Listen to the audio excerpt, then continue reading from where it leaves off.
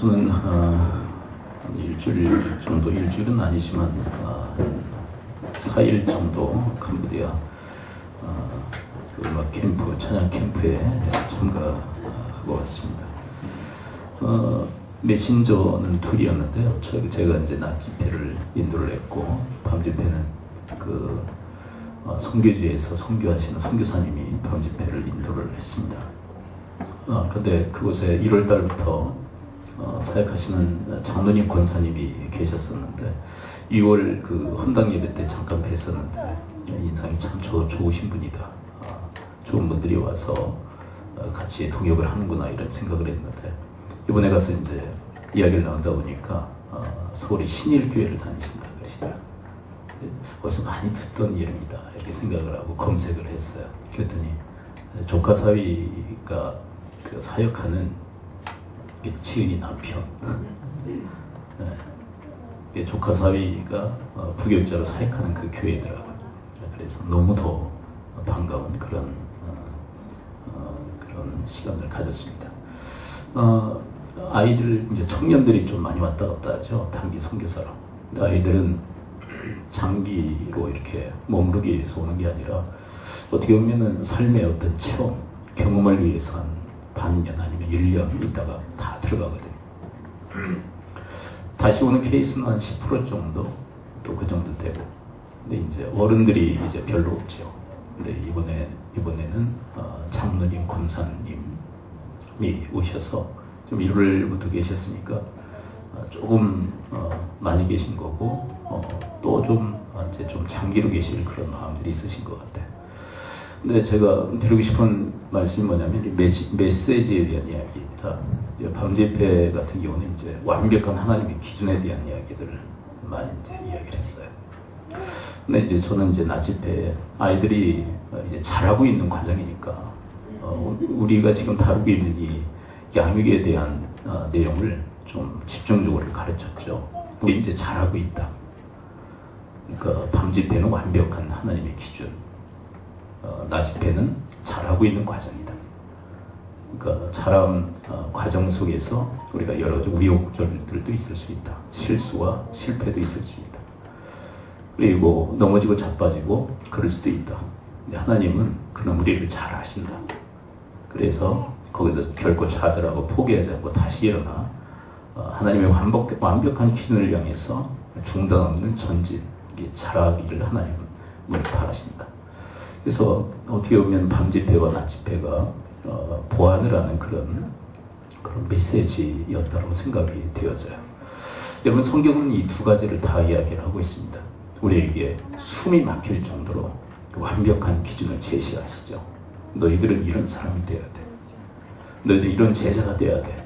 그러면서도 우리에 대한 충분한 그 이해를 바탕으로 또 하시는 얘기가 있어요. 근데 너희들은 아직 어려. 그래서 그 기준을 향해서 자라야만 돼. 그 두 가지 양면성을 다 이야기를 하고 있죠. 근데 한쪽에만 치우치면 우리 신앙이 기울게 돼 있죠. 한쪽으로. 그래서 이 두 가지의 견해, 이 두 가지의 측면은 우리에게 너무나도 중요하고 필요한 것이에요.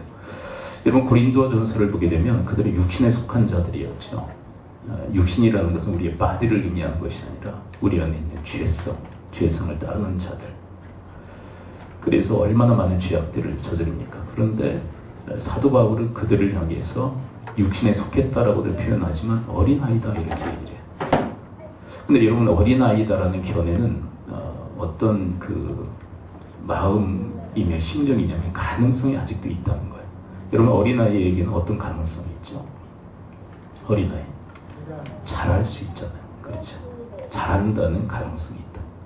그래서 사도 바울은 육신에 속한 고린도 교회를 향해서 좌절이나 어떤 절망이나 포기가 아니라 너희들은 여전히 잘할 수 있다. 그 가능성이 있다. 잘함의 가능성이 있다. 그리고 그 가능성의 안목으로 고린도 교회를 바라보고 있는 거죠. 그러니까 너희들은 그래서 잘하기를 바란다. 그래서 여러 학자들은 그렇게 얘기합니다. 그 바람대로 고린도 교회는 성수기로 나갔다. 그냥 어린아이 상태만 머물렀었던 것이 아니라 성수기로 나갔다. 그런 견해들이 있어요. 우리가 지금 다루고 있는 것이 바로 완벽한 기준을 향한 자람에 대한 이야기를 우리가 지금 다루고 있지 않습니까? 첫째는 이제 감성에 대한 마음, 그 다음에는 의지력. 우리가 의지력을 어떻게 쓰냐에 따라서 우리의 인생의 향방이 결정되어지고, 이게 목숨. 그 다음에 지난 주간에는 지성 파트, 뜻을 다하여 이제 지혜를 추구하는 이 지성 파트를 우리가 다루게 되었죠. 오늘은 이제 힘을 다한다라는 체력에 대한 이야기를 다루게 될 텐데요. 이 체력이라는 것은 건강한 몸을 관리하고 이 몸으로 최선을 다하는 삶을 의미하는 것이에요. 자, 한번 이거는 새기는 의미를 한번 따라서 고백해 보도록 하겠습니다. 체력이란 건강하게 몸을 관리하고 최선을 다하는 것이다. 그러니까 이 목적 자체가 건강을 왜 관리하느냐, 최선의 삶을 살기 위한 것이지 뭐 오래 장수하기 위한 것만 아니라는 거죠. 여러분, 우리 한국 사회에는 그 건강 열풍이 불고 있잖아요. 그렇죠. 헬스, 뭐 그런 건강을 위해서 엄청난 그 에너지와 그리고 자본들을 투자를 합니다. 근데 목적이 뭐냐 하면은 건강하게 오래오래 살려고 그런다. 근데 하나님께서 보실 때는 건강하게 오래오래 사는 것은 별로 의미가 없다는 것이죠. 그래서 뭐 할 건데? 1년 더 살아서 뭐 할 건데? 하나님의 반문이 그거예요. 너 건강하게 1년을 더 연장해서 뭐 할 건데? 아무 의미가 없다는 거죠. 우리가 건강을 관리하는 중요한 이유는 최선의 삶에 있다는 거죠. 최선의 삶. 이따 이제 결론부에 가서 최선의 삶이 뭔지에 대해서 우리가 다루게 될 텐데, 여러분 건강을 잘 관리하십시오. 네, 그리고 건강하시기를 축복을 드립니다. 네, 그리고 그 건강을 가지고 주와 이웃들을 위해서 최선을 다하는 삶을 사실 수 있게 되기를 축원을 드립니다. 근데 자기만을 위한 건강은 하나님 앞에 의미가 없다는 이야기예요. 하나님이 건강하게 살기를 바라시긴 해요. 우리가 병들어 뭐 그렇게 살기를 바라시는 게 아니라 건강하길 바라요. 근데 그 건강을 네 천으로 해서 뭐 할 거냐라는 거예요. 하나님은 그 질문을 하세요. 너 건강을 네 천으로 해서 뭐 할 건데? 그걸 물어보신단 말이에요. 자, 그리고 우리의 몸에 대한 이해를 좀 우리가 할 필요가 있는데, 우리의 몸은 절대로 악하지가 않습니다. 자, 이것도 새긴 의미로 한번 고백해 봅니다. 우리의 몸은 악하지가 않다. 우리 몸을 악하다고 보는 사람들이 있어요. 악하다. 우리 몸이 악합니까? 우리의 몸은 선한 거예요. 자, 몇 가지 이유를 든다면, 첫째로는 우리의 몸을 누가 만드셨습니까? 사탄이 만들었다면 악한 것이죠. 근데 우리의 몸은 하나님께서 빚으신 줄을 믿습니다. 하나님께서 이제 창세기 보면 진흙으로 빚으시사 코에 생기를 불어넣으시니까 이제 사람이 됐어요. 그래서 우리의 몸, 우리의 바디는 하나님의 작품이에요. 우리의 내면도 하나님의 형상대로 지으셨을 뿐만 아니라 우리의 외면도 하나님께서 직접 빚으신 줄을 믿습니다. 그래서 내면과 외면 모두 하나님의 작품이에요. 근데 이런 하나님의 형상대로 만드신 이 작품에 대해서 악하다? 그 말이 안 되는 거예요. 타락은 했어도 악한 게 아니에요. 네. 그래서 어떤 분은 그런 얘기를 하더라고요. 뭐 100만 원짜리 수표가 있다고 가정을 해보세요. 자, 100만 원짜리 수표에 100만 원짜리를 제가 가져오진 못했죠. 이게 흙이 묻었어요. 그러면 100만 원이 아닙니까? 자, 흙이 묻었어요. 100만 원이에요? 아니에요? 100만 원. 땅바닥에 떨어져서 여러 사람들이 짓밟았어요. 짓밟혔으니까 100만 원이 아닙니까? 여전히 100만 원. 우리 인생이, 우리 인류가 타락은 했지만 여전히 하나님의 형상대로 지음을 받았고요. 우리의 외모도 하나님 빚으신 하나님의 작품이란 말이에요. 그래서 인간의 몸을 악하다라고 여기는 것은 절대 성경적이지가 않아요. 네. 그래서 우리의 몸은 선한 것인 줄을 믿습니다. 네, 선한 거예요. 하나님 만드셨기 때문에. 그 다음에 성경 고린도 전서에 대한 이야기를 조금 전에도 했었는데, 고린도 전서에서 무슨 얘기를 하느냐면 우리의 몸은 성령을 모시고 있는 성전이다라고 얘기를 하세요. 근데 이제 기독교인들과 기독교인이 아닌 사람의 이제 구분이죠. 자, 특별히 우리 그리스도 예수를 믿고 구원을 받은 하나님의 자녀들은 다 우리의 몸이 뭐가 된 거예요? 우리의 몸이 성전인 거예요. 그래서 더럽히면 죄 없다 하지 아니할 것이다. 너희들의 몸을 거룩하게 관리해라. 그렇게 얘기하세요. 왜? 우리가 다 성령을 모신 하나님을 모신 성전이 되었기 때문이다. 이 고린도 교회는 어떤 문제가 있었냐면 이 몸을 가지고 음행을 저질렀거든요. 네, 부부 간의 어떤 그런 관계가 아니라 부부 관계 이외의 그런 음행들이 너무 많았어요. 그래서 자신의 몸을 자신의 몸을 더럽히는 일들이 너무 많았기 때문에 그러면 안 된다라는 것을 못 박은 거예요. 너희들은 성전이기 때문에 거룩하게 관리해야만 한다. 이 정도로 얘기해요. 하나님이 빚으셨을 뿐만 아니라 우리 크리스천들은 성령을 모신 하나님의 성전인 줄을 믿습니다. 성전이에요. 그래서 우리의 몸을 아주 그 나쁜 것, 악한 것, 더러운 것 이렇게 여기는 것은 절대 성경적 견해가 아니다라는 것을 하나님 우리에게 얘기하고 계세요. 그 다음에 여러분 우리의 몸은 마지막 부활의 때에 부활하게 되는 줄을 믿습니다. 다시 살아요. 여러분 우리가 흔히 이런 생각을 해요. 예수님이 재림하셔서 우리의 영혼만 거두시면 됐지 왜 굳이 우리의 육신까지도 다시 살리시는가? 자, 우리 영혼의 부활만을 허락하시는 것이 아니라 우리의 육신의 부활도 허락하시는 줄 믿습니다. 근데 어떤 모습으로 우리의 몸을 부활시키시느냐? 가장 찬란하고 영광스러운 모습으로 우리의 몸을 부활시키세요. 근데 왜 그러느냐면 그만큼 우리의 몸이 하나님께서 보실 때 중요하기 때문인 줄 믿습니다. 근데 우리는요, 우리의 몸 그까짓 건 뭐 부활시켜도 그만, 안 시켜도 그만 이렇게 생각하는데 하나님은 재림의 때 너희들의 몸을 반드시 부활시키시겠다라고까지 얘기하죠. 그만큼 우리의 몸은 소중하고 영광스러운 그런 몸이기 때문에 하나님이 그렇게 얘기하시는 거예요. 그리고 여러분, 우리 인생에 있어서 가장 이타적인 그런 그 기관이 어디입니까? 이타적 기관. 우리의 몸이에요. 여러분, 우리의 몸의 세포들은 다 이타적 세포예요. 이기적 세포가 아니에요. 여러분, 이기적 세포는 뭐냐면 암덩어리가 이기적 세포예요. 여러분, 암덩어리는요, 누구만을 위할까요? 이 암세포는 누구만을 위할까요? 자기만을 위해. 그래서 몸을 망가뜨리는 거예요. 파괴하는. 그러나 우리의 몸은 이타적이에요. 우리의 몸은 우리의 몸의 그 세포 하나하나가 다 서로가 서로를 위해요. 우리 몸이 얼마나 선한지 몰라요. 여러분들 잘 모르셔서 그렇지. 자, 뭐가 날라옵니다. 뭘로 막을까요? 눈탱이로 막을까요? 그러면 눈탱이 나가죠. 눈탱이 밤탱이 되고 뭐 그러잖아요. 근데 뭘로 막아요? 손으로 막아죠. 거의 본능적으로. 이타적이에요. 자, 입은 뭐 하고 이게 살아요? 얘는 네, 놀고 먹어요. 얘는 항상. 그러면 우리 다른 기관이 쟤 놀고 먹으니까 절대 먹이지 마 그럴까요? 열심히 먹여주잖아요. 그렇죠? 열심히 먹여줘요. 이 발은 걸어다니며 네. 먹고 살기 위해서 걸어다니고요. 이 손은요, 먹거리를 입에 쉼없이 넣어줘요. 입은요? 입은 그러면 우리의 입은 입만을 위할까요?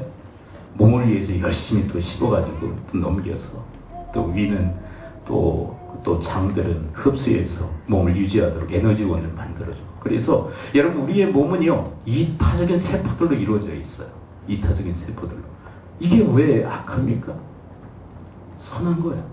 우리 내면과 외면 모두가 하나님이 빚으셨고 하나님이 성전 되게 만드신, 그리고 재림의 때 다시 부활시키실 영광스러운 그런 하나님의 기관인 줄을 믿습니다. 네. 그래서 이런 견해는 잘못된 거예요. 이원론이라는 게 있는데, 이원론은 뭐냐면 영혼과 몸을 분리해서 영혼은 거룩하고 몸은 속되다, 이렇게, 이 몸은 더러운 것이다, 이렇게 분리하는 게 이원론이에요. 절대적으로 잘못된 그런 이론입니다. 영혼은 거룩하고 몸은 더럽다, 속되다, 이렇게 구분하는 것은 아주 잘못된 거예요. 하나님은 어떻게 보시면 이것은 하나이다, 하나. 하나님께로부터 말미암은 선한 것이다, 이렇게 여기세요. 여러분, 이혼론에 빠지면 두 가지 극단에 빠지게 됩니다. 첫째는 쾌락주의에 빠지게 돼요. 이까진 몸, 썩어져 없어질 몸, 이 더러운 몸 그냥 함부로 불려도 된다고 생각하는 거예요. 그래서 쾌락만을 추구해요, 이 몸으로. 그래, 쾌락주의가 되는 거예요. 하나님이 절대적으로 바라시는 게 아니에요. 또 하나 극단은 뭐냐면 금욕주의에 빠지는 거예요. 이 몸 약하니까 이것을 아주 괴롭혀야 된다. 그러면서 자기를 학대하는 금욕주의에 빠지는 거예요. 밥도 밥 먹듯이 안 먹어버리고, 네. 그리고 자꾸 뭐 자기 자신의 몸을 막 학대하는 쪽으로 가는 것, 이 금욕주의인데 이것도 불가한 거예요. 우리가 하나님께 기도하기 위해서 뭐 며칠간 금식할 수는 있지만 그냥 몸을 학대하기 위한 차원에서 금식한다든지, 밥을 금한다든지 그래서 몸을 학대하는 것은 하나님의 뜻이 절대로 아니에요. 그러므로 여러분들의 몸이 하나님께로부터 말미암고 또 하나님께서 선하다 여기시니 여러분들도 그렇게 여기시며 여러분들의 몸을 잘 관리하며 살아갈 수 있게 되기를 축원을 드립니다. 자, 그렇다면 우리의 몸을 어떻게 건강하게 관리할 수 있을까? 첫째, 여러분 잘 드셔야만 돼요. 과식은 불가지만 여러분 음식을 영양가 있게 잘 드셔야만 돼요. 여러분 자동차가 있죠. 자동차가 잘 달리기 위해서는 뭘 주유해야 됩니까? 이거 기름, 그렇죠, 기름을 잘 기름이 똑 떨어지면 어떻게 될까요? 제가 어떤 그 기수에서 아버지하고 기수에서 그런 일이 있었습니까? 그랬더니 어떤 분이 너무 바빠가지고 기름 넣는 것까지도 못했다는 거예요. 그래서 어떻게 되셨어요? 그랬더니 도로 한복판에서 쓰더래요. 여러분, 차가 주유가 필요하듯이 우리의 인생도 영양 섭취가 필요한 거예요. 어떤 사람은 너무 바쁘다는 이유로 잘 먹지 않는 분들이 계세요. 그것은 몸을 학대하는 행위예요. 하나님은 우리의 몸이 영양 섭취가 필요하다는 것을 아세요. 그래서 식물뿐만 아니라 동물까지도 우리가 먹도록 그렇게 만드신 거예요. 여러분, 노아시대 이전에는 뭘만 먹은 줄 아세요? 노아시대 이전에는 식물만 먹었어요. 근데 노아시대 이후에는 뭐도 먹게 하시냐면 동물도 섭취하도록 만드신 거예요. 왜냐하면 우리의 몸이 그런 영양소가 필요하다는 것을 하나님이 아셨기 때문에 식물뿐만 아니라 동물도 섭취하게 만드신 거예요. 네. 여러분, 구약시대에 보게 되면 엘리야가 낙심해서 그 광야에 나와서 노뎀나무 아래에 거하게 되죠. 거기서 탄식을 합니다. 그리고 하나님 앞에 죽여달라고까지 하소연을 해요. 근데 그에게 하나님께서 장만해 주신 게 뭘까요? 숯불에 구운 떡과 한 병 물을 그에게 제공했어요. 왜요? 그가 너무 기진맥진해 있어요. 영양 섭취가 필요하다고 생각합니다. 그러니까 그 당시에 엘리야가 뭣도 잘 이렇게 섭취하지 못한 거예요. 음식을 잘 섭취하지 못한 거예요. 그가 너무 낙심되고 좌절해서 먹는 것까지도 싫어했던 것 같아요. 광야에서 먹을 것이 없어서 섭취하지 못했을 수도 있지만 여러분들이 너무 힘들고 어려우면은 먹는 게 당기세요? 멀리하게 되세요? 멀리하게 되잖아요. 아마 그런 심리에 빠졌던 것 같아요. 그런 그를 위해서 그에게 영양 섭취가 필요하다는 것을 아셨기 때문에 하나님은 숯불에 구운 떡과 한 병 물을 그에게 제공하세요. 여러분, 예수님은 제자들을 위해서 어떻게 하십니까? 예수님이 죽으신 다음에 또 부활했음에도 불구하고 그들은 다 자기 옛 생활로 다 돌아갔죠. 베드로를 위시한 어부 출신들은 다 바닷가로 가버립니다. 근데 어느 날 예수님께서 그 제자들을 만나주시죠. 근데 만나셨을 때 주님은 해변가에서 뭘 준비하셨을까요? 여러분들은 먹을 거에 대해서 전혀 탐하지 않기 때문에 요한복음에 보게 되면 요한복음 마지막 장에 보게 되면 숯불에 떡과 생선을 구워 예비하고 계셨어요. 그리고 이제 고기 153마리를 잡고 온 그들을 향해서 이 초반을 먹도록 초청하시는 모습을 보게 되었죠. 그리고 그들이 잡았던 물고기도 함께 또 구워서 그들에게 제공하세요. 여러분, 하나님은 왜 그렇게 하시는 것일까요? 예수님은 왜 그렇게 하시는 것일까? 우리가 바로 그런 영양 섭취가 필요한 몸을 지닌 존재라는 것을 알고 계시기 때문에 그래요. 그래서 성경을 보게 되면 예수님에 대해서 먹기를 탐하는 자라고까지 그렇게 소리를 들을 정도로 잘 드셨던 분이에요. 네, 예수님 잘 드셨어요. 그리고 제자들과 함께 잘 드셨어요. 우리 몸에 대한 이해가 아주 있으셨던 거죠. 그러므로 여러분과 저의 인생도 잘 드심으로 몸을 건강하게 관리할 수 있게 되기를 축복을 드립니다. 과식은 안 되지만 정말 적당한 그 음식 섭취는 필요하다라고 이야기를 하고 계신 거죠. 두 번째는 쉼이 필요합니다. 따라서 고백해 보겠습니다. 휴식이 필요하다. 네, 우리에게는 휴식이 필요해요. 그래서 재충전되고 회복이 되어져요. 여러분들이 너무 피곤한 하루를 보냈어도 자고 나면 어때요? 자고 나면 피로가 어떻게 되는 거예요? 회복이 되죠. 그렇죠. 그리고 다시 재충전되어지는 그런 결과들을 많이 경험하게 되어집니다. 그래서 우리에게 필요한 그 쉼과 휴식을 위해서 하나님은 우리에게 잠을 허락하셨어요. 어떤 분은 우리가 인생 일평생 살면서 3분의 1을 잔다고 그래요. 3분의 1. 3분의 1? 뭐 3분의 1 그 안쪽으로 자겠죠. 그 정도로 우리에게는 휴식이 필요하기 때문에 우리에게 잠을 허락하시는 거예요. 여러분들 중에 잠을 잘 못 주무신 분들에게는 하나님이 잠을 주시기를 축원을 드립니다. 잠은 우리에게 절대적으로 필요한 거예요.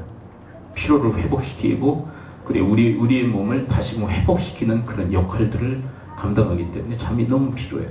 근데 어떤 분은 이 잠에 대해서 아주 무용론을 주장하는 분들이 뭐 그렇게 많이 자냐, 많이 잘 필요가 없다, 뭐 그렇게도 얘기하는데 하나님이 재워주시는 만큼 충분히 우리가 자야만 돼. 그래야만 우리의 몸이 회복이 되어져요. 그리고 여러분 성격 유형에 따라서 이 쉼과 이 휴식은 또 좀 다르다고 그래요. 여러분 외향적인 성격과 내향적인 성격들이 있죠. 이 충전되어지고 또 쉬는 게 좀 다르다고. 여러분 내향적인 사람은 언제 충전이 되는 것 같아요? 내향적인 사람. 막 활동할 때 충전이 되는 거예요? 아니면 가만히 혼자 좀 있을 때 충전이 많이 되나요? 내향적인 사람들. 좀 가만히 있을 때 충전이 돼요. 그거에 대한 충분한 자기 이해가 필요하고 남에 대한 이해가 있어야만 돼요. 그럼 외향적인 사람은 언제 충전이 되는 것 같으세요? 외향적인 사람. 많이 활동을 할 때 충전이 돼요. 여러분 그리고 상처받은 사람은 인생이 어디로 자꾸 들어가는 것 같으세요? 상처받은 사람들. 자기 동굴로 들어갑니다. 여러분 그 짐승들이요. 상처를 이렇게 받게 되면 동굴에 들어간대. 그래서 그 상처가 다 낫기까지 그 동굴에 머물렀다가 상처가 다 나은 다음에 나온대. 우리에게도 그런 속성이 좀 있어요. 상처를 받게 되면 사람들하고 막 어울리는 것을 싫어해요. 혼자 있기를 바래요. 그래서 인생의 깊은 동굴 속에 들어가요. 우리 사람들은 그게 이해가 돼요? 안 돼요? 잘. 이해가 안 되니까 뭐예요? 꼬챙이로 자꾸 찔러요. 막 이렇게. 뭐 하라고? 인간아 좀 나오라고. 막 찔러. 이 사람은 왜 지금 인생의 동굴에 들어가 있는 거예요? 상처 때문에 그 상처 아물기까지 기다리는 거예요, 이 사람이. 근데 막 찔러요. 인간아 좀 나와. 좀 대화 좀 하자고. 근데 지금 대화가 필요한 게 아니라 혼자 있는 시간이 필요하다 말이에요. 이것은 외향적인 사람이나 내향적인 사람이나 어떤 그 공통된 그 상처 치유의 어떤 모습인 것 같아요. 그럼 이 사람을 돕는 방법은 뭘까요? 막 찌르는 걸까요? 아니면 좀 놔두는 걸까요? 좀 일정 시간 좀 놔둘 필요가 있어요. 여러분 남편들이 요즘은 이제 맞벌이기 때문에 일방적으로 얘기하기가 좀 어렵지만 여러분 남편들이 밖에 나가서 활동을 하고 들어왔어요. 근데 아내들은 이거는 이제 전업주부에 대한 이야기니까 좀 안 맞을 수도 있지만 전업주부들은 누구만 기다렸어요? 남편만 기다렸어요. 남편이 오자마자 뭐 하고 싶어요? 여성 동지들은 말하고 싶어요. 왜요? 지금까지 꾹 참았으니까. 근데 남편들은 할 말을 다 하고 들어왔을까요? 남겨두고 왔을까요? 다 하고 왔어요. 그렇게 집에 들어와서는 조금 충전하는 시간이 필요해요. 좀 가만히 있는 시간. 근데 그걸 못 놔둬. 우리 아내 동지들은. 또 막 말을 하라고. 남편은 말하고 싶어요? 말하고 싶지 않아요? 말하고 싶지 않아요? 그러면 좀 신경질을 내고 그러면 더 막 관계가 어색해지고 힘들어져요. 그거는 왜 그러냐면 이 휴식과 쉼이 필요한 서로에 대한 이해가 지금 없기 때문에 그래요.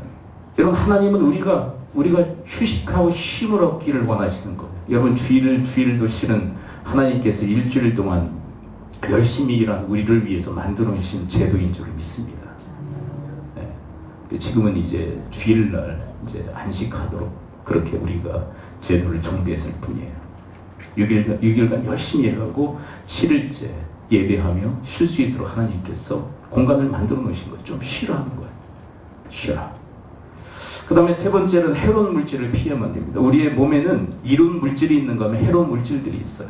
뭐 술과 담배는 물론이거니와 마약 같은 거. 마약 하시는 분 없으시죠? 그렇게 뚫어지라 보지 마시고. 마약 같은 거는 절대 불가하죠. 그렇죠. 그리고 중독에 빠지는 것도 몸을 해롭게 하는 거예요. 여러분, 요즘은 어떤 중독들이 있나요? 요즘은. 여러분, 이 중독에 빠지는 것도 몸을 아주 해롭게 만들어요. 그래서 이 스마트폰을 너무 많이 보는 사람은 무슨 목이 됐다고 그래요? 거북이 목이 돼가지고 이상하게 이렇게 기형적이 돼. 그리고 이런 중독에 빠지게 되면 건강을 해치게 돼 있어요. 그래서 내가 중독이다 싶으면 조금 절제할 필요가 있어요. 절제를. 스마트폰 중독이다 그러면 좀 놓고 좀 다른 일을 좀 집중할 수 있는 그런. 이게 왜냐하면 해롭기 때문에 우리의 몸에. 그리고 여러분 인터넷이나 어떤 게임 중독에 빠지는 경우도 있잖아요. 아이들 보통 게임방에 가서 게임 한 몇 시간 해요? 보통 애들은 몇 시간 하나요? 그냥 보통 중독 말고 2시간? 3시간? 중독 아닌 경우 중독인 경우는 한 몇 시간은? 8시간 이상. 중독이에요. 거의 막 8시, 어떤 아이는 막 하루 종일 그럼 몸이 견뎌내질 못하는 거예요. 여러분 한 자세로 계속 이것만 하고 있으면 몸이 얼마나 힘들어요. 몸을 혹사시키는 거예요. 하나님은 그래서 몸을 해롭게 하는 일이기 때문에 그렇게 중독에 빠지는 것도 싫어하세요. 중독에 빠지지 말라고 그래서. 여러분 또 어떤 중독이 있어요? 그건 이제 아이들에게 많죠. 스마트폰, 인터넷, 뭐 게임 중독은 아이들 가운데 많고 어른들 가운데는 무슨 중독이 있을 것 같아요? 네? 술이요. 알코올 중독이에요. 그건 알코올 중독. 술을 먹게 돼요. 네, 보통 우리의 술 문화는 우리의 정신도 상당히 혼미하게 만들기 때문에 왜 그러냐면 이 남자들이 실수하는 거의 많은 경우가 뭐냐면 술 먹고 실수하는 경우들이 많아요. 왜냐하면 술 때문에 정신이 흐려지기 때문에 그래요. 네. 그래도 좀 어른들의 문화 중에 또 어떤 게 중독성이 아주 강할까요? 스포츠. 한이 맺혀서 말씀하시네. 그래서 너무 막 지나쳐. 적당한 그런 시간과 어떤 그게 아니라 너무 지나치. 일 중독도 몸을 아주 해롭게 해요. 일 중독은 우리로 하여금 뭐 하도록 만드냐면 과로하게 해요. 과로하게 해서 몸을 망가뜨려요. 그래서 우리 그 선배 목사님들 중에는 너무 중독에 빠진 거예요. 일 중독에 빠져서 몸을 과로해서 단명하시는 분들이 있고요. 그리고 몸이 금세 젊을 때부터 망가지는 분들이 있어요. 그래서 이런 중독들은 해롭기 때문에 하나님이 금하시는 거예요. 이게 적당주의가 아니라 적당하게 하기를 바라시는 거예요. 적당주의가 아니라 적당하게. 그래서 우리 한번 고백해 보겠습니다. 좋은 일도 절제가 필요하다. 좋은 일도 절제가 필요한가? 일 좋은 거잖아요. 그렇죠? 이것도 스마트폰도 악한 건 아니에요. 근데 중독이 되면 악한 도구가 됩니다. 그래서 하나님께서는 적당주의가 아니라 적당하게 하기를 바라시는 거예요. 네 번째는 건강한 생각을 하셔야 돼요. 하루야마 시게오라고 하는 분이 뇌내 혁명이라는 책을 썼어요. 근데 그 책에 보게 되면 사람의 그 발상 중, 생각 중에는 플러스 발상이 있고 마이너스 발상이 있다고 얘기해요. 플러스 발상을 하게 되면 뇌는 베타 엔돌핀을 발생을 한다고 그래요. 근데 이 베타 엔돌핀이라는 것은 몸에 가장 그 좋은 이로운 물질이라고 그래요. 그러니까 플러스 발상을 하게 되면 베타 엔돌핀을 발생하는데 그것이 우리의 몸을 아주 긍정적으로 그렇게 만드는 유익한 그런 물질이라고. 그러나 마이너스 발상은요, 독성이 되는 노르 아드레날린. 노르 아드레날린. 캄보디아 갔다 왔더니 발음이 보여요. 아드레날린이라는 말은 많이 들어보셨죠? 엔돌핀이라는 말도 많이 들어봤고, 엔돌핀은 이로운 물질, 아드레날린은요 독성이 있는 성분. 근데 이게 어떤 발상을 하고 살아가느냐에 따라서 우리의 몸에서 발산되어지는 이 호르몬이 달라진다는 거. 네. 심지어 이런 얘기까지 하는데 그 얘기는 덕이 안 돼서 얘기를 하고 싶지는 않고. 그러니까 이런 거예요. 애들한테 뭐 초콜릿이나 그 사탕 같은 거 있잖아요. 초콜릿이나 사탕 많이 먹으면 안 좋잖아요. 그래서 애들한테 막 꾸중하면서 이거 먹지 마, 막 그래가지고 뒤에 막 숨어가지고 이건 안 좋은 물질인데 그러면서 먹는 것보다는 그래도 행복한 그런 마음으로 초콜릿 먹고 행복한 마음으로 사탕 먹으면 몸에서 이 엔돌핀이 발생되기 때문에 아예 먹을 바에는 그렇게 행복한 마음을 가지고 먹는 게 낫다. 그렇게까지 얘기를 해요. 그러니까 우리가 어떤 발상으로 살아가느냐에 따라서 우리의 몸에서 발산되어지는 그 호르몬이 달라진다는 거예요. 그러므로 어떻게 되느냐? 건강한 생각을 할 필요가 있다. 늘 어떤 사람은 늘 부정적이야. 모든 게 다 부정적이야. 우리 그 조남국제학교 그 학생 중에 그 초기 그 멤버 중에 하나이가 자꾸 아이들을 이렇게 같이 가지 못하고 조금 이렇게 뒤처진 아이가 하나 있어. 근데 지금 많이 바뀌었대요. 이게 가능성이죠, 이제. 근데 전에는 너무 부정적이었다는 거야, 아이가. 자기의 어떤 정체성도 부정적이고. 그러다 보니까 그런 것들이 아이에게 전체적으로 영향을 미치는 거예요. 그래서 퇴보하도록 만드는 것 같아요. 여러분, 우리가 어떤 발상을 하느냐가 우리의 몸에 아주 영향을 미쳐요. 근데 그것에 대해서 성경은 이렇게 얘기하고 있어요. 잠언서 17장 22절. 마음의 즐거움은 양약이라도 심령의 근심은 뼈를 마르게 하느니라. 그러니까 뇌뇌혁명에 하루야마 시기하고 했던 얘기를 성경은 얘기하고 있는 거예요. 먼저 얘기하고 있는 거예요. 과학적으로 증명되기 전부터 하나님은 말씀하고 계셨던 거예요. 마음의 즐거움은 양약이라도 심령의 근심은 뼈를 마르게 하느니라. 우리의 어떤 심령, 어떤 마음을 갖느냐에 따라서 우리의 몸에 미치는 영향력은 막대하다. 그렇게 얘기하는 거예요. 그러므로 여러분, 하나님 말씀으로 또 하나님이 주신 그 긍정적인 그런 에너지로 여러분 건강한 생각을 하시며 살아갈 수 있게 되기를 축원을 드립니다. 그래서 저는 기도와 감사는 너무 중요한 하나님의 처방이라고 생각을 해요. 아무것도 염려하지 말고 너희는 기도와 간구로 하나님께 하게 돼. 감사를 하리라. 그래야만 그리스도 예수 안에서 하나님의 평강이 너희 마음과 생각을 지키시리라. 우리가 염려가 찾아올 때 기도로 그 염려를 찾고 그래 도리어 그것을 역전시켜 감사로 하려할 때 우리의 발상이 지금 바뀌는 거죠. 기도와 감사. 그냥 가만히 멍하니 이게 잡히는 게 아니에요. 네. 하나님 우리에게 주시는 놀라운 영적 축복이 있다고 해요. 염려가 찾아올 때, 걱정이 찾아올 때 기도할 수 있잖아요. 그리고 도리어 감사할 수 있다는 거. 그러면 주의 평강이 우리의 내면을 지켜주시겠다. 마지막. 그렇다면 최선의 삶은 도대체 뭘까요? 우리가 건강하게 우리의 몸을 관리하고 최선의 삶을 경계하는 게 뭘까? 최선의 삶에 대한 얘기예요. 이제 마지막입니다.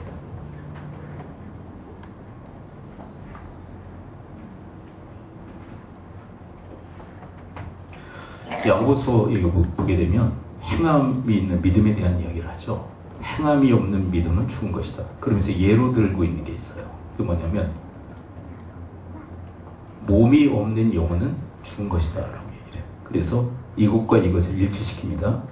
자, 행함과 뭐를 일치시키실까요? 자, 다시요.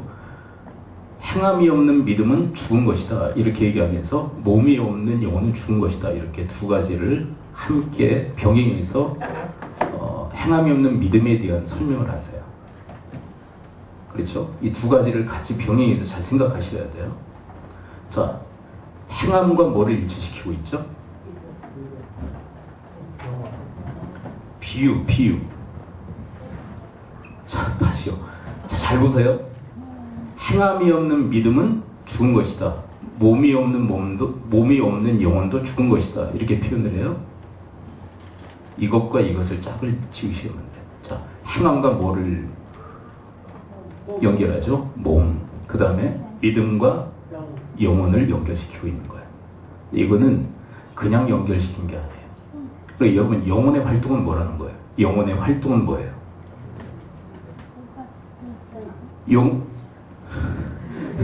영혼과 믿음을 왜 일치시켰을까요? 영혼의 활동이 뭐기 때문에? 믿음을 갖는 거기 때문에. 그러면 행함과 몸을 일치시킨 이유가 뭘까요? 우리의 몸으로 뭐 하라는 거예요? 행하라는 거예요. 뭘? 도대체 뭘? 하나님의 뜻을 행하라는 거예요. 그때 비로소 그 믿음이 살아 역동한다. 그 믿음만이 구원할 수 있다는 거예요. 여러분, 우리의 몸으로 최선을 다하는 삶이 뭘까? 전 야고보서에 답이 있다고 생각해요. 여러분, 행하시기를 축원드립니다. 뭘 위한 행함이냐? 나를 위한 행함을 얘기하는 게 아니에요. 너를 위해서 살아라. 그거는 사실 1번부터 4번까지 얘기했잖아요. 영양 섭취해라, 쉼을 가져라, 해로운 물질 피해라, 건강한 생각을 해라. 이건 다 자기를 위한 거 아닙니까? 자기 몸 관리, 자기 인생을 위한 거. 근데 마지막까지 자기가 그것까지 잡아먹어 버리려고 하면 안 되잖아요. 그것까지도 자기를 위해서 행해야 되겠다라고 얘기해버리면 하나님의 그 판단에 대해서 우리가 완전히 오판하는 거 아닙니까? 여러분, 우리의 건강한 몸을 관리해서 하나님은 이 몸으로 행하기를 바라시는 거예요. 행함이 있는 믿음을 갖기를 원하시니까. 근데 그 행함이 뭐냐? 하나님의 뜻이에요. 하나님의 뜻을 위해서 행하라. 그것이 최선이다. 최선이 도대체 뭘까?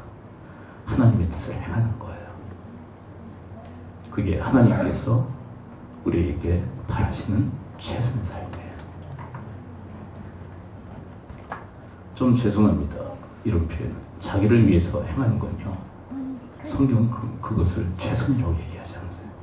야, 너를 위해서 살았는데 그게 뭐 최선이냐? 너 너를 위해 살았잖아. 난 너한테 하나도 빚진 마음 없다. 너를 위해 살았는데. 근데 하나님의 뜻은요. 오늘 본문 31절에서 이렇게 이야기하시죠. 이웃을 나 자신처럼 사랑하는 것. 이게 최종적인 하나님의 뜻의 목적이에요. 모든 말씀을 살펴보면 여기에 다 귀결이 돼요.